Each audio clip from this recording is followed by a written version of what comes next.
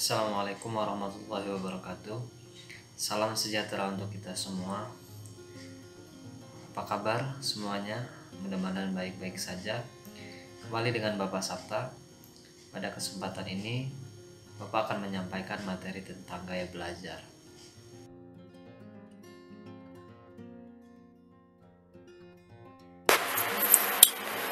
Apa itu belajar? Kita mungkin tidak asing dengan kata belajar. Bahkan mungkin kita sering melakukan aktivitas belajar dalam kehidupan sehari-hari. Namun, faktanya ada banyak definisi belajar dari berbagai literatur yang berbeda-beda dalam memahami makna dan arti belajar. Menurut situs Wikipedia, belajar diartikan sebagai sebuah perubahan yang relatif permanen dalam perilaku atau potensi perilaku sebagai hasil dari sebuah pengalaman atau latihan yang diperkuat. Belajar merupakan akibat adanya interaksi antara stimulus dan respon. Dengan kata lain, definisi belajar secara singkat adalah upaya dan usaha untuk memperoleh kepandaian atau ilmu, berlatih, berubah tingkah laku, atau tanggapan yang disebabkan oleh pengalaman. Kegiatan belajar bisa dilakukan di mana saja, misalnya di sekolah, di rumah, dan di tempat lain seperti di museum, di laboratorium, di hutan, dan lain-lain. Menurut Deporter dan Hernacki, pada awal pengalaman belajar manusia, salah satu langkah pertama adalah mengenali dominasi modalitas visual, auditorial, atau kinestetik. Orang visual belajar melalui apa yang mereka lihat. Orang auditorial melakukan melalui apa yang mereka dengar. Dan orang tipe kinestetik belajar lewat gerak dan sentuhan. Untuk tingkatan tertentu, kebanyakan orang menggunakan ketiga tipe. Tapi, kebanyakan orang menunjukkan kecenderungan dominasi pada salah satu di antara ketiganya. Keywordnya adalah belajar merupakan proses untuk memperoleh suatu ilmu atau informasi dan mengubah perilaku. Masuk ke materi inti adalah gaya belajar. Gaya belajar seseorang itu ada 3 macam. Yang pertama adalah gaya secara visual.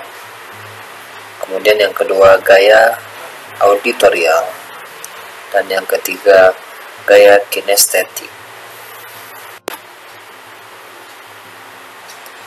Gaya visual, ciri-cirinya adalah belajar dengan penglihatan. Suka mencoret-coret jika ngobrol. Lebih suka membaca daripada dibacakan. Berbicara cukup cepat, banyak memakai kata yang berhubungan dengan penglihatan. Gaya visual terbagi menjadi 2. Yang pertama visual internal dan visual eksternal. Visual internal yaitu menggunakan imajinasi sebagai sumber informasi. Kemudian visual eksternal yaitu menggunakan materi atau media informasi yang berada di luar tubuh kita. Contoh media, buku, majalah, grafik, komputer, peta pikiran, poster, model atau peralatan, diagram, OHP, highlighting, atau memberi warna pada bagian yang penting. Kelebihan gaya belajar visual, yang pertama adalah dapat mengingat detail dan warna dengan sangat baik. Mampu membaca, mengeja, dan menghafal pelajaran dengan baik. Sangat baik dalam mengingat wajah seseorang, tetapi seringkali lupa dalam nama orang tersebut. Saat menghafal dan memahami sesuatu informasi, biasanya mereka memvisualisasikan gambar atau image dalam pikirannya. Umumnya, berpenampilan rapi dan baik. Ketika memecahkan masalah, cara yang dilakukan oleh anak visual adalah dengan membaca informasi serta membuat daftar mengenal masalah atau hambatan apa saja yang ia hadapi. Kelemahan gaya belajar visual adalah susah belajar dalam suasana yang ramai, ribut dan banyak gangguan.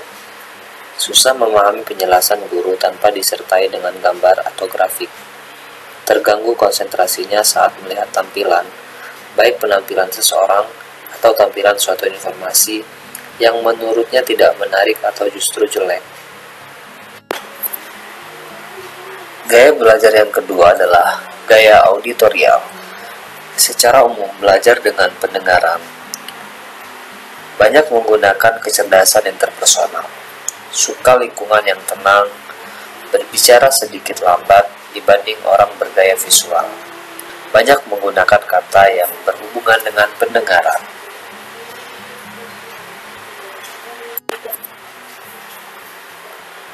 Auditorial dibagi menjadi dua macam pula. Yang pertama, auditorial internal. Biasanya, sebelum belajar membutuhkan waktu yang tenang untuk memikirkan materi yang dipelajari. Kemudian, merenungkan hal-hal yang telah diketahui dan belum diketahui tentang materi yang akan dipelajari.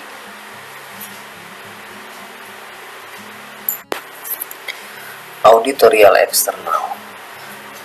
Ciri-cirinya adalah belajar dengan cara harus mengeluarkan suara atau ada suara. Kemudian, yang sangat disukai mereka adalah membaca dengan keras, tanya jawab, rekaman ceramah atau kuliah, belajar sambil mendengarkan musik, kerja kelompok, belajar dengan mendengarkan, atau menyampaikan informasi. Kelebihan dari gaya belajar auditorial. Jika melakukan presentasi suatu hasil kerja, dapat melakukannya dengan baik. Dapat dengan mudah menirukan perkataan orang lain dalam waktu yang singkat, memiliki tata bahasa yang baik, dengan mudah menghafalkan nama orang lain, senang berbicara, jika melakukan pembicaraan di depan banyak orang, dapat melakukan dengan mudah, jika berbicara iramanya memiliki pola.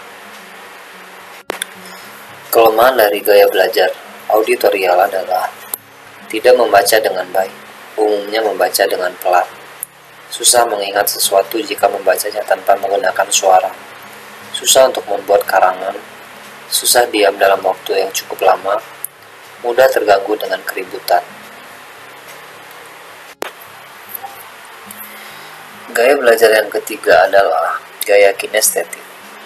Ciri-cirinya adalah pelajar kinestetik perlu bergerak untuk bisa memasukkan informasi ke dalam otak mereka. Sangat suka menyentuh objek atau peralatan, dan suka belajar sambil berjalan atau mengalami sendiri apa yang dipelajari. Banyak menggunakan kata yang berhubungan dengan perasaan. Misalnya, ini rasanya masih kurang jelas. Gaya belajar kinestetik dibagi menjadi dua macam pula. Kinestetik internal dan kinestetik eksternal. Kinestetik internal ciri-cirinya adalah bisa belajar dengan baik jika mereka telah mengetahui dengan jelas apa manfaat materi yang akan dipelajari itu bagi mereka. Mereka juga dapat belajar dengan menyaksikan video atau demo. Gaya belajar kinestetik eksternal.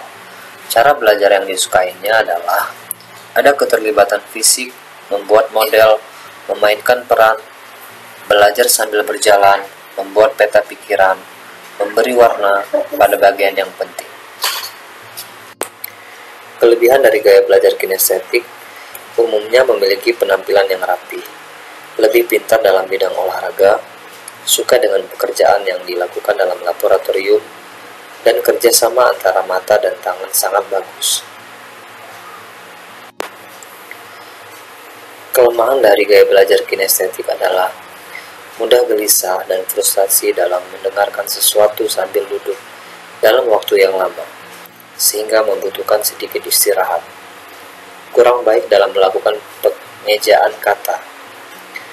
Jika membaca menggunakan jari telunjuk, kurang menguasai dalam bidang geografi. Sekian materi tentang gaya belajar yang saya sampaikan pada kesempatan ini. Kurang dan lebihnya saya mohon maaf. Saya akhiri.